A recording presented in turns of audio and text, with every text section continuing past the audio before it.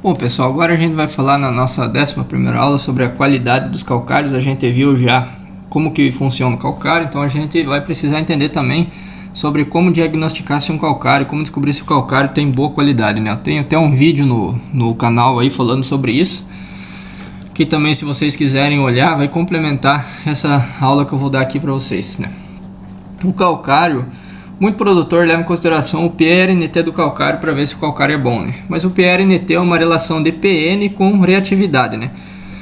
Se eu pegar e multiplicar o PN, que é o princípio ativo, né? Seria, digamos assim, a genérico modo, é o princípio ativo, que é o carbonato de cálcio que tem no calcário, que é o que neutraliza a acidez do solo, e multiplicar pela reatividade, que é o que? O tamanho da partícula do calcário, mais a grosso modo ainda é a finura, a grossura desse calcário, né? Se eu multiplicar o PN pela reatividade e dividir por 100, eu vou ter uma relação de PRNT, que é poder relativo de neutralização total, né? Um calcário ele tem que ser fino e tem que ter uma boa quantidade de carbonato para ele funcionar bem. Então o PRNT ele fala sobre essas características em conjunto, né? Mas mais importante que o PRNT, pessoal, é a gente cuidar principalmente o PN, né? Eu já cansei de ver análises de calcários com baixas quantidades de cálcio, de magnésio, ou seja, ele vai ter pouco carbonato de cálcio, pouco carbonato de magnésio. Então é um calcário de baixa qualidade para neutralizar a acidez do solo. Porém, o pessoal faz o que para aumentar o PRNT desse calcário? Eles moem esse calcário muito fino, né? Moendo esse calcário muito fino, o PRNT fica bom, né? Então eu tenho aqui três exemplos para vocês aqui, 3 exemplos de 3 calcários com o mesmo PRNT de 90, né? Mas com PNs diferentes e com a reatividade diferente, né? O calcário 1 aqui tem PN de 60 e tem uma reatividade de 150. Se eu pegar 60 e multiplicar por 150 e dividir por 100, vou ter 90, né? É um PRNT de um bom calcário, PRNT de 90, né? Só que dê uma olhada, ele é um calcário baixo em quantidade de carbonato de cálcio, né? Um calcário de ruim qualidade para você neutralizar hidrogênio do solo, né? Porque ele tem pouco carbonato.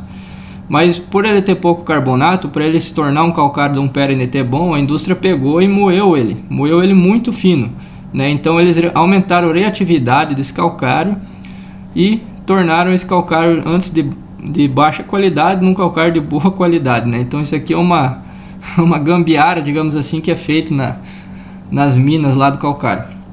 Calcário 2 é um calcário que tem um PN muito bom, PN de 100%, e tem uma excelente reatividade também, um calcário fino que tem bastante carbonato, né? Então se você multiplicar PN, que é 100, por 90 e dividir por 100, vai ter um PRNT de 90.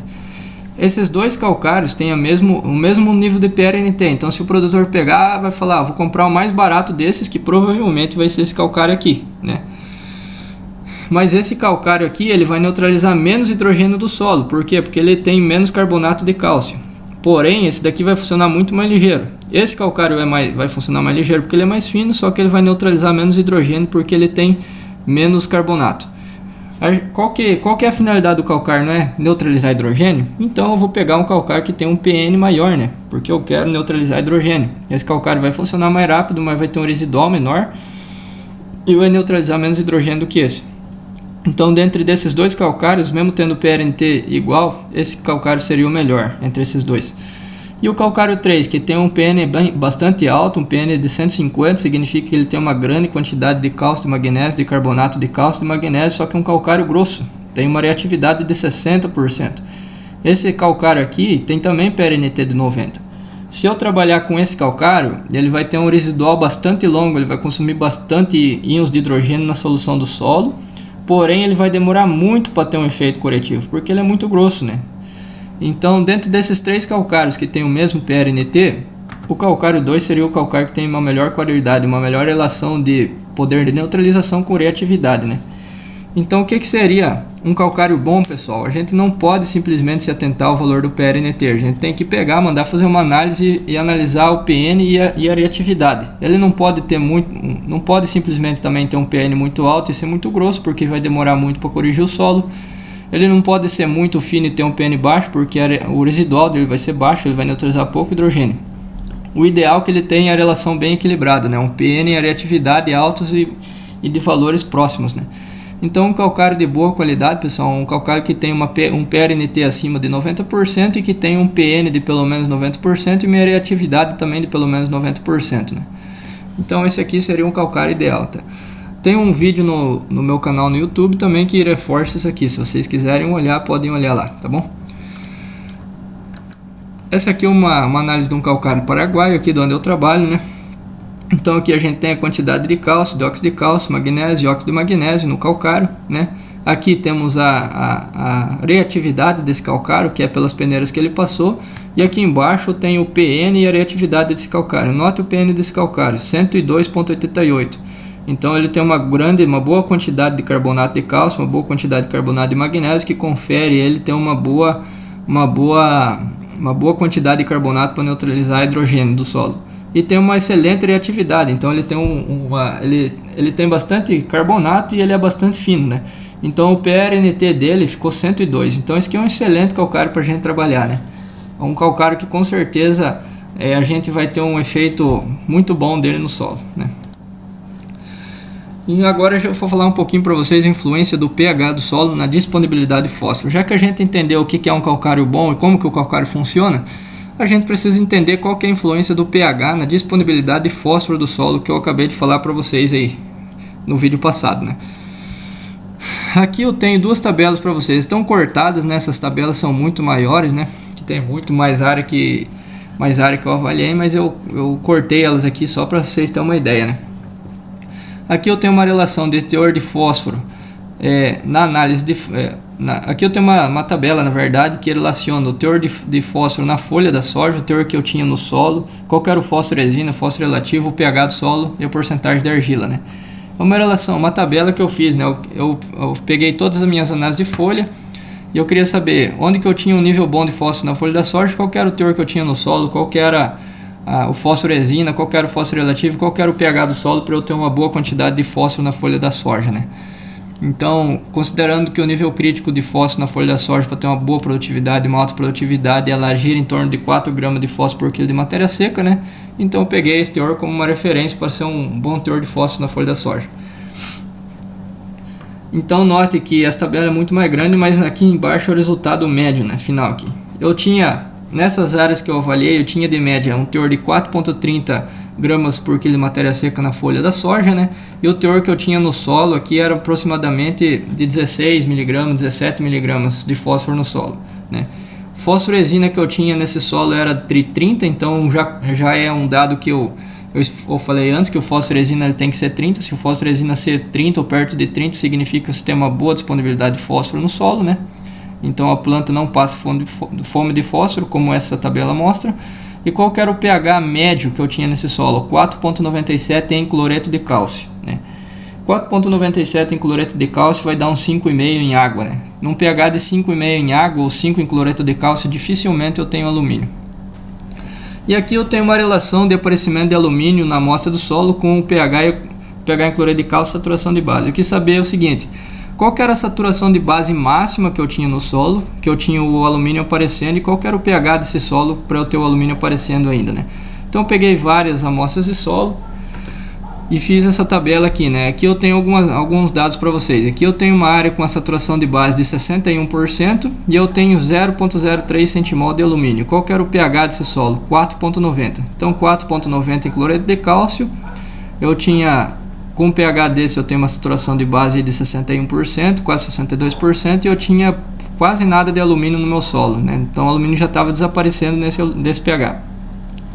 Aqui eu tenho outro exemplo de outra área, que também eu tinha um pH de 4,90, eu tinha uma saturação de base muito semelhante, né, de quase 62%, e eu tinha mesma concentração, mesmo teor de alumínio nesse solo, né? São áreas diferentes, são todas áreas comerciais, uma área longe da outra, mas você vê que os resultados aqui se repetem, né?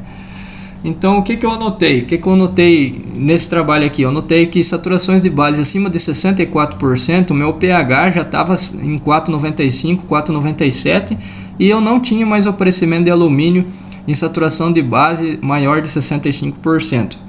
Notem que o fósforo, a média de fósforo no solo, para eu ter a média qual era o pH médio do solo que eu tinha uma boa disponibilidade de fósforo, era de 4,97.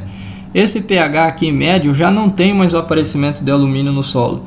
Então, para que você tenha uma alta disponibilidade de fósforo para a soja, para que a soja não sinta fome de fósforo, você precisa ter um fosforesina de 30, perto de 30. Você precisa ter 1,4 vezes a mais fósforo do que o nível crítico da área e um pH bom no solo, um pH médio de quase 5 em cloreto de cálcio, né? Isso conferiu uma boa disponibilidade de fósforo para a folha da soja, né? Note aqui, áreas com pH alto, por exemplo, essa área aqui, eu tinha um fósforo relativo de 1,2, ou seja, eu tinha 1,2 vezes a mais fósforo que o nível crítico da área e eu tinha um fósforo resina de 33, né? Com pouco fósforo eu já tinha uma boa disponibilidade de fósforo na área, mas olha o pH dessa área, 5,40. Vamos pegar essa área aqui como outro exemplo, né? Um pH baixo, 4,50. Aqui eu já tinha alumínio nesse solo, mas eu tinha 1,5 vezes mais fósforo do que o nível crítico de fósforo do solo para chegar no fósforo resina praticamente igual. Então aqui eu tinha um nível menor de fósforo nos solos, com uma boa disponibilidade de fósforo do que nesse solo aqui, né? Simplesmente qual que era a diferença? Aqui era o pH, né? Então o pH do solo tem alta influência com a disponibilidade de fósforo. Se você quiser ter uma boa disponibilidade de fósforo no solo, você precisa ter um bom pH. Olha essa área aqui, pH de 5,10 aqui, que eu não tenho mais alumínio aparecendo no solo. Eu tenho um fósforo relativo de 7, 0,75. Significa o quê? Que eu tenho um pouco mais da metade do fósforo que eu deveria ter nessa área. Nessa área que eu devia ter pelo menos uns 12 mg de fósforo, eu tenho 9 mg de fósforo, mas eu tenho uma alta disponibilidade de fósforo nesse solo. Por quê? Porque o pH do solo é bom, né? Então o pH do solo influencia muito na disponibilidade de fósforo, né? Então esse pH de 4,97 ele vai de encontro com essa tabela. Aqui acima de pH 4,9 eu praticamente não tenho mais alumínio, né?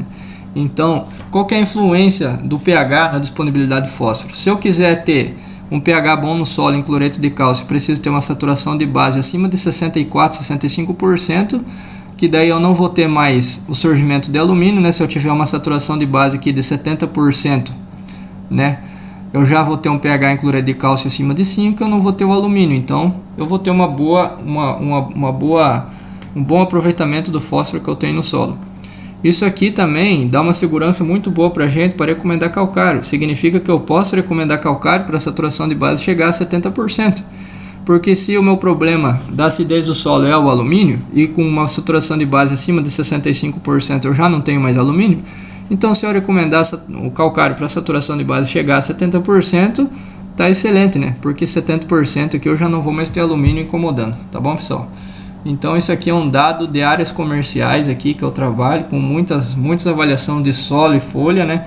É um dado, não é uma revisão bibliográfica, esses são dados de áreas comerciais, tá bom, pessoal? Isso aqui são áreas de alto potencial produtivo. Então na próxima aula aqui eu vou explicar para vocês a influência da saturação de base no pH e eficiência de fósforo mais uma vez, né? Reforçando esse conceito que eu expliquei aqui para vocês. Né? Mas aqui já são dados da pesquisa que eu fiz esse ano, das áreas de pesquisa que eu tenho com calagem esse ano.